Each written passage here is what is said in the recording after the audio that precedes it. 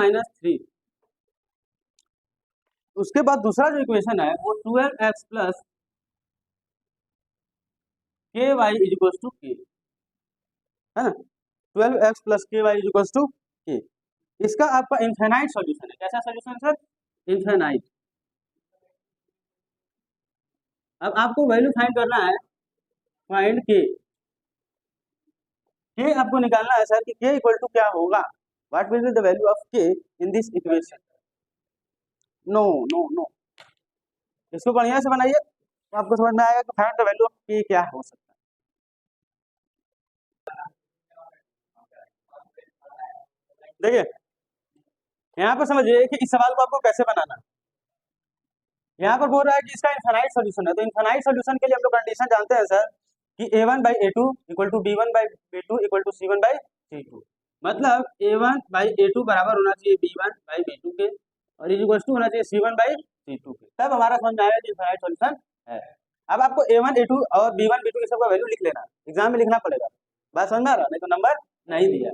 जैसे यहाँ पर देखिए, अब हम लोग इसको बनाते हैं, देखते हैं क्या होता है। a1 का वैल्यू कितना है के, a2 का वैल्यू कितना है 12, अब b1 का वैल्यू 3, b2 का वैल्यू के, और आपका c1 का वैल्यू क्या है माइनस के बाई के माइनस 3, और उसका वैल्यू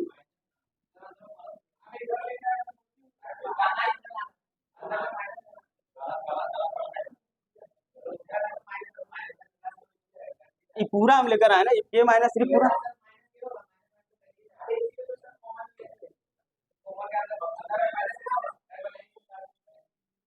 देख अगर मान लीजिए हम एक एक करके ले आते हैं तो ये माइनस हो जाता आई का, यही होता है। मान लीजिए माइनस बाहर निकाल दीजिए तो ये क्या हो गया, ये तो बराबर है। उसके बाद क्या है, उसको इधर ले आए तो क्या हो गया माइनस, अब माइनस माइनस कट, ठीक है।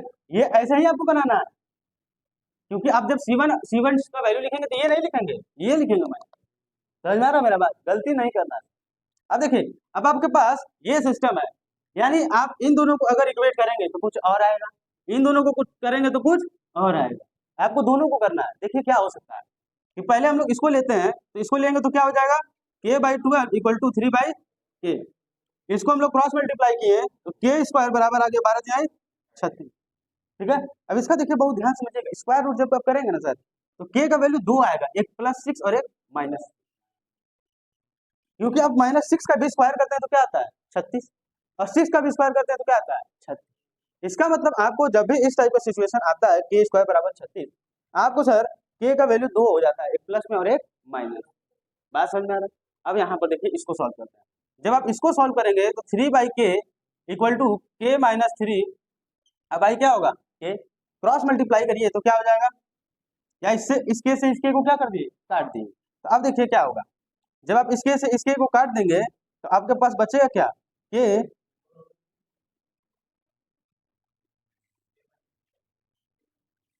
3 इक्वल टू k-3। इसको इधर ले आते हैं तो कितना हो जाएगा 6, के बराबर कितना हो जाएगा 6। अब बहुत ध्यान से समझने की कोशिश करिएगा, ये जो आप तरीका बना रहा है इस तरीका से आपको बनाना तो है, लेकिन ये तरीका सर आपका हो जाएगा गलत। क्या हो जाएगा गलत।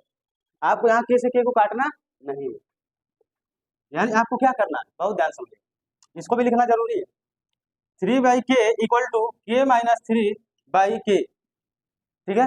ऐसे नहीं करना, इसलिए इसको बनाए, ठीक है। पर काट सकते हैं, अभी देखिए समझिए, इसको क्रॉस मल्टीप्लाई करेंगे तो क्या आएगा 3k, इसको क्रॉस मल्टीप्लाई किया तो क्या आया k स्क्वायर माइनस 3k, ठीक है। फट से इसको इधर ले आइए तो क्या हो जाएगा k बराबर क्या k स्क्वायर। अब बताइए इसका जब आप k का वैल्यू क्या रखेंगे कि ये आएगा 6, k का वैल्यू क्या रखेंगे कि 6 आएगा। मान लीजिए हम इसको इधर ले आते हैं, k स्क्वायर माइनस 6 हो जाएगा, होगा कि नहीं होगा। यहाँ 0 लिखिए, k कॉमन ले लीजिए, क्या आएगा k माइनस, आप देख रहे हैं k बराबर 0 और k बराबर क्या आ रहा है 6। बात मेरा समझ में आ रहा है, ये बात क्लियर हुआ या नहीं हुआ, ये सॉल्व हुआ। अब देखिए आपको करना क्या, यहाँ पर हम लोग देख रहे हैं तो k का वैल्यू 2 आ रहा है, एक +6 और एक माइनस, यहाँ पर किए तो के का वैल्यू एक 0 और एक 6।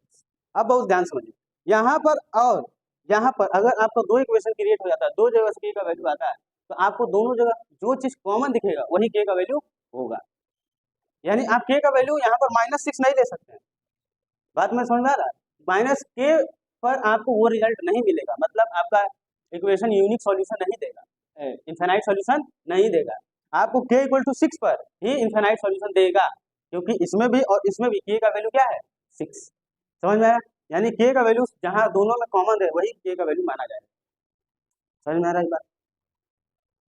चलिए, अगर ये बात समझ में आ गया है तो इसी टाइप का आपको अभी बहुत सारा सवाल आएगा जिसमें आपको थोड़ा सा कंफ्यूजन क्रिएट करेंगे। हाँ, होगा तो के इक्वल टू 6 होगा ना? चलिए, इसको ऐसे लिखिए, इसको ऐसे लिखिए। आपको याद रखना है कि इसमें कभी भी के को काटना नहीं, उसको लिख के काट दीजिएगा ताकि याद रहे।